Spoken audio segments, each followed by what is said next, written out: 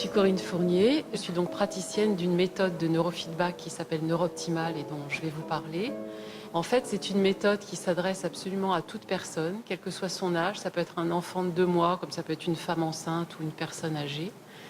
Et en fait, cette méthode, comme vous allez voir, n'est pas une thérapie, ça n'est pas une méthode de relaxation, de visualisation, ça n'est pas de la stimulation. C'est une méthode de neurofeedback. Et en fait, tout simplement, cette méthode va aider tout cerveau, je dis bien tout cerveau, à mieux se réguler, à mieux fonctionner.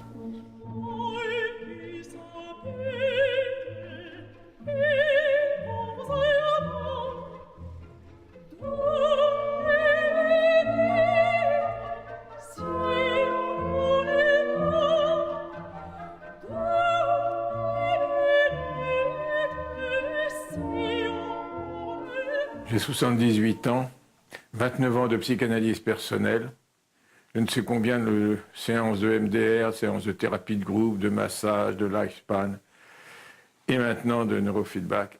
Et j'ai été incroyablement étonné par la découverte de cette méthode. Alors Corinne, je vais recevoir aujourd'hui ma première séance, mais j'aimerais bien comprendre quel est le principe et comment ça va se passer.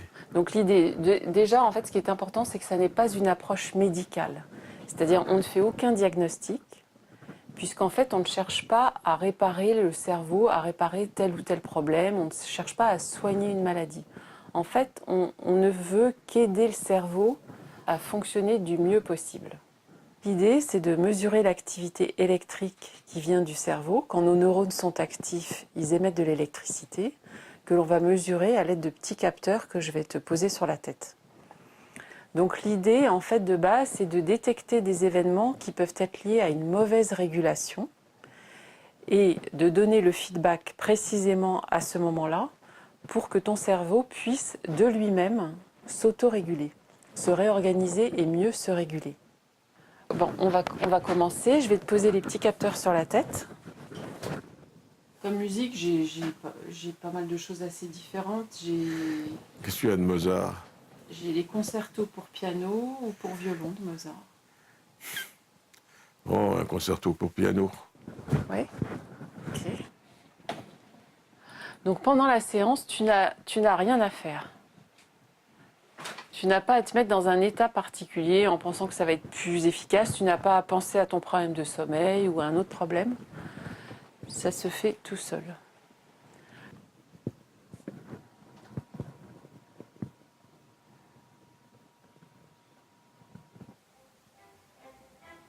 Voilà, donc c'est parti. Donc,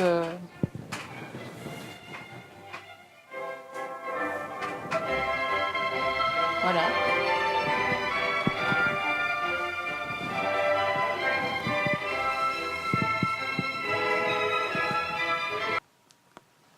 Et voilà, c'est fini. Est-ce que la musique s'est synchronisée avec les images, là, ou c'est...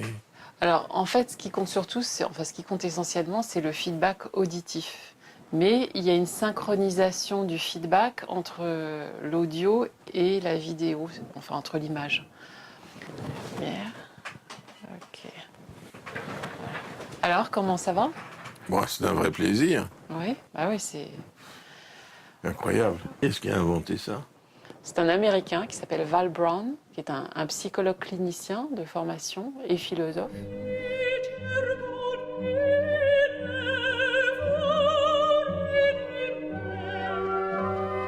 When you discover biofeedback? After I got my PhD, and I was actually working at a hospital as the director of behavioral sciences, and the hospital wanted to bring biofeedback and neurofeedback back into the forefront. And I said, great, send me to a conference, let me see what the state of the art is, and then I'll make some recommendations about what we do. And that would have been 1990. Because the thing that really struck me at the time, and it still persists today in the mainstream of neurofeedback, is the belief in hyperlocalization spatially but also diagnostically. So there are discrete disorders, each one has to be treated differently, If you don't do that, you don't really get the treatment effect. And I kept looking at that saying, that's just got to be wrong. It just doesn't make sense to me.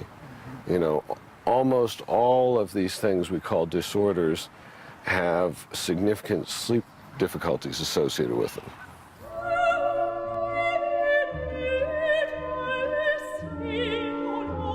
Alors Michel, Oui. où en es-tu depuis la dernière séance? Donc aujourd'hui c'est notre 5e séance. Oui, c'est ça, depuis 2 mois. Voilà, ça fait pile 2 mois. Eh bien, ce matin, je me suis pesé, Oui. et en 2 mois, j'ai perdu 5 kilos.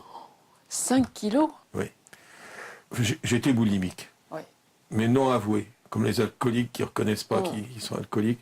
Moi, j'étais boulimique non avoué, je grignotais tout le temps, et quand il y avait un plateau de fruits de mer, je me jetais là-dessus.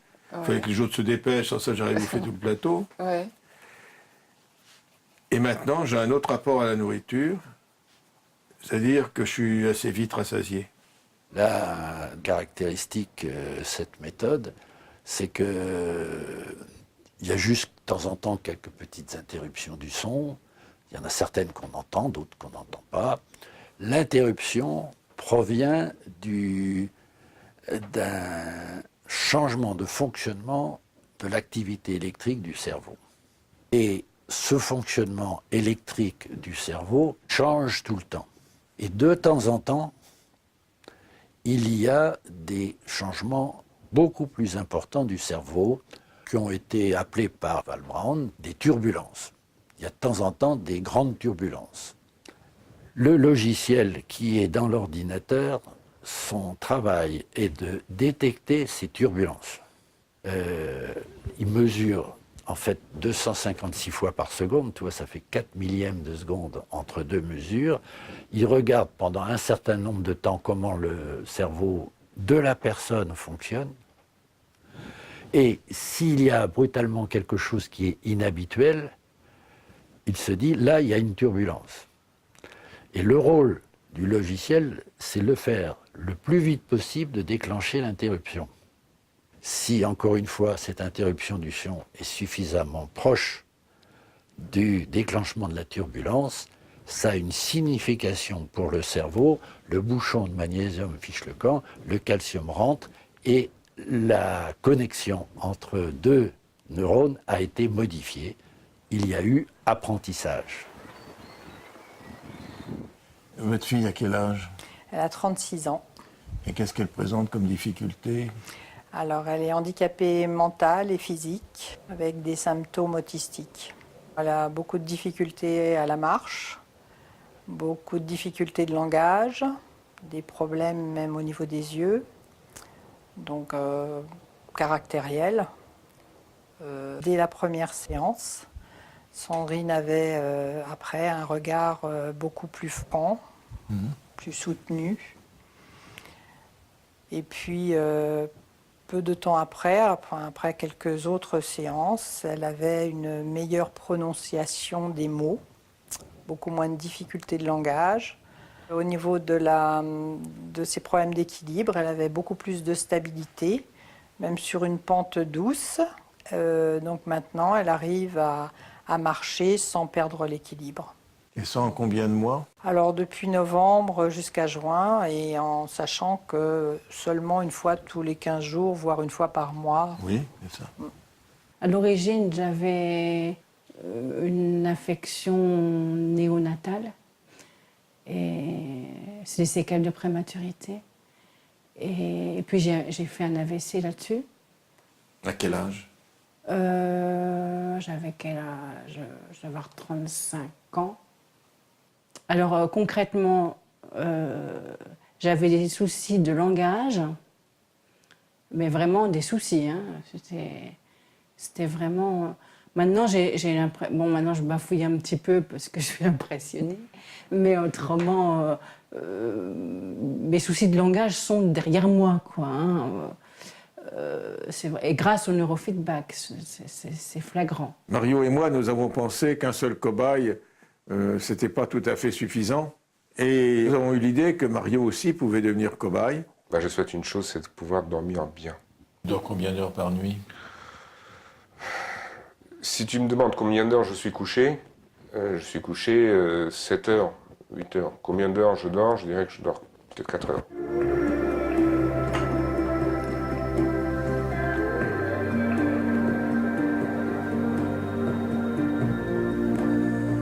Ça fait maintenant plus de 2 mois que je n'ai pas touché, quoi. Et sans aucun effort. C'est-à-dire que je ne suis pas là en train de me dire il faut que je dorme, comme je disais avant, tu vois, allez, ferme les yeux, ne pense à rien, dors. Non, je me couche, je suis bien, je dors. Il y a dans notre cerveau 2 classes de neurones, les neurones excitateurs, inhibiteurs. Pour les appeler d'un autre nom, il y a les accélérateurs et le frein.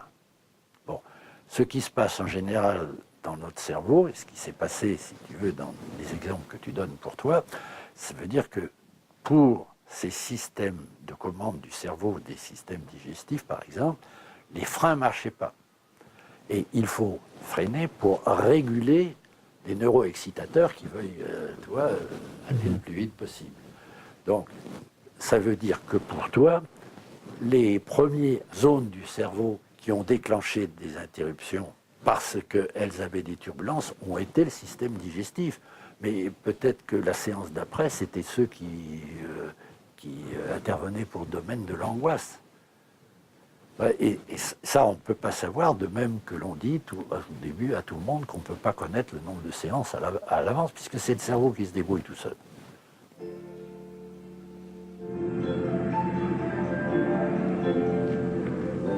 Grâce au neurofeedback, j'ai pris plus confiance en moi et j'ai réussi, ça a débloqué en fait le problème que j'avais avec les maths.